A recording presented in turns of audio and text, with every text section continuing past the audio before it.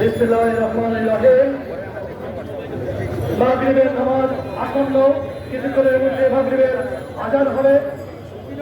আজকে সারাদিন ব্যাপী সিলেটের প্রতিটি পয়েন্টে পয়েন্টে সহ এই কোর্ট পয়েন্টে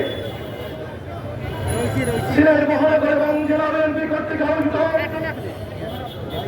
অবস্থার কর্মসূচিতে আমাদের বাংলাদেশ জাতীয়তাবাদী দলের সিলেট মহানগর, সিলেট জেলা, প্রতিটি থানা, প্রতিটি ওয়ার্ড, ছাত্রদল, যুবদল, স্বেচ্ছাসেবক দল, শ্রমিক দল, কৃষক দল, মহিলা দল সহ বিভিন্ন অঙ্গ সংগঠনের নেতৃবৃন্দ সারা দিনব্যাপী কষ্ট করেছেন।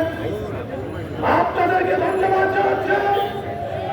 আপনাদেরকে ইতিমধ্যে ধন্যবাদ জানিয়ে বক্তব্য দিয়েছেন বাংলাদেশ জাতীয়তাবাদী দলের 4 বছরের অন্যতম উপদেষ্টা জনাব খন্দকার আব্দুল মুক্তাদির বক্তব্য দিয়েছেন। 4 বছরের অন্যতম উপদেষ্টা জনাব আলিমুল হক চৌধুরী, জেলা বিএনপির সভাপতি আব্দুল কাইয়ুম চৌধুরী বক্তব্য রেখেছেন।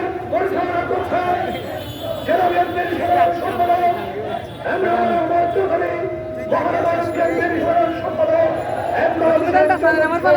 সকল সিনিয়র নেতৃবৃন্দ।